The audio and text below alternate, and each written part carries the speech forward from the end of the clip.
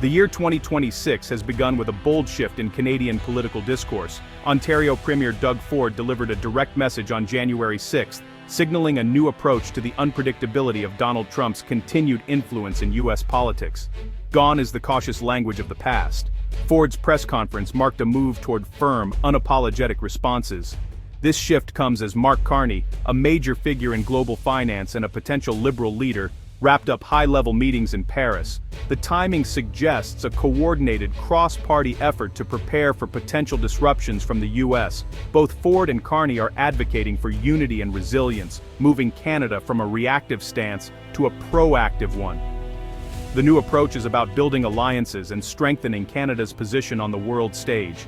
This analysis will explore how Canadian leaders are now prioritizing clear, non-partisan preparation over uncertainty. Ford's press conference and Carney's diplomatic efforts highlight a shift from quiet concern to open strategic planning. The message, waiting and hoping, is no longer an option. Canada is responding to threats, real or rhetorical, with calculated unity.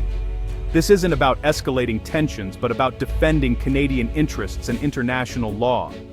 Ford and Carney's actions mark a new chapter in Canadian foreign policy, one defined by readiness and collaboration.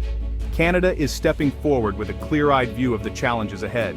Premier Doug Ford's January 6 press conference marked a turning point in Canada's approach to Trump. In the past, Canadian leaders used careful, diplomatic language, avoiding direct confrontation. Ford broke from this tradition, using clear, direct language to assert Canadian sovereignty. "We will not be bullied," he declared, a statement that resonated nationwide. This wasn't a personal attack, but a principled stand for Canada's interests and the rules-based international order. Ford's message was aimed at both Canadians and international allies, signaling a firm, united position. The shift reflects a broader change. Ambiguity is out, clarity and unity are in. Ford's alignment with federal liberal thinking underscores the non-partisan nature of this new consensus. Canada is no longer a passive observer, it's actively shaping its response to U.S. unpredictability. The new strategy is about strength, unity, and international law, not avoiding offense. Ford's calculated directness sets new boundaries and expectations. The conversation has moved from personality to principle. This is a more confident, assertive Canada. Ford's press conference featured a striking reference, Trump's past suggestion of annexing Greenland. Ford used this example not to mock, but to highlight the seriousness of threats to sovereignty and international norms. "When a leader talks about annexing Greenland, you have to take that seriously," Ford said. The Greenland analogy underscored a disregard for established rules, a mindset Canada can't ignore. Ford's point, Canada must prepare for leaders who challenge international principles, not just specific policies. The message was a call to action, move from uncertainty to pragmatic preparation. Canada is now focused on building robust strategies, not just reacting to the unknown. The Greenland example became a symbol of readiness. Even outlandish ideas can signal real risks. Ford's comments urge a proactive, resilient approach to national security. The conversation is now about defending sovereignty, not just trade. Canada's new logic, better to be prepared for unlikely scenarios than caught off guard. This mindset now guides Canadian strategy. While Ford made headlines at home, Mark Carney was engaged in crucial diplomacy in Paris. Carney's meetings with European leaders were no coincidence. They reflected a coordinated effort to align Canada with like-minded democracies. The focus, building a united front against growing geopolitical instability and defending the rules-based order. Carney's presence signaled that Canada is moving beyond hedging its bets. It's actively seeking strong alliances. This dual approach, public messaging by Ford, private diplomacy by Carney, shows a sophisticated, multi-pronged strategy. Canada is no longer just reacting to U.S. moves, it's shaping international conversations. Carney's work amplifies Canada's voice, positioning it as a key player among middle powers. The message to Europe, Canada stands with its allies to preserve stability and predictability. This is not just about the U.S., it's about the future of the Western alliance. Canada's leverage grows as it builds coalitions beyond North America. Carney's diplomacy is a clear signal. Canada is ready to lead in a broader coalition. The country is stepping up on the world stage. Unity is at the heart of Canada's new posture. Ford's repeated calls to stand shoulder to shoulder project a nation united in resolve, regardless of internal politics. This unity sends a message to Washington. Pressure on one part of Canada is pressure on all. It's a classic strategy: internal cohesion as external strength. The call for unity extends to international allies, reinforcing the idea that shared challenges require shared solutions. Canada's approach counters the America First doctrine with multilateral cooperation. Ford frames the issue as protection of people, economy, and sovereignty, rising above partisan politics. This broad, nonpartisan consensus is essential for a strong national strategy. The federal government supports this message, showing alignment across political lines. Unity and protection are now Canada's guiding principles in facing external threats. The approach is simple, powerful, and credible. Canada is presenting a single, determined voice to the world.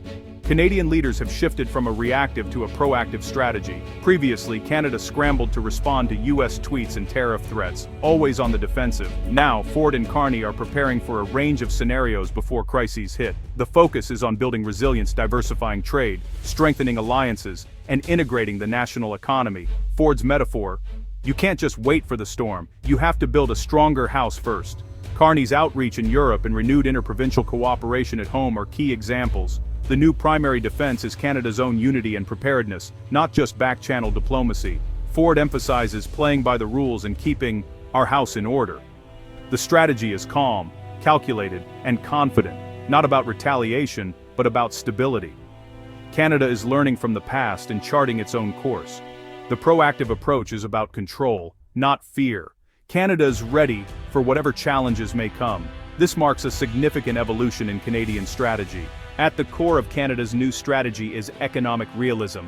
Deep integration with the U.S. brings both strength and vulnerability. The uncertainty of the Trump years hurt business investment and planning. Canadian leaders now see unpredictability as a major economic threat.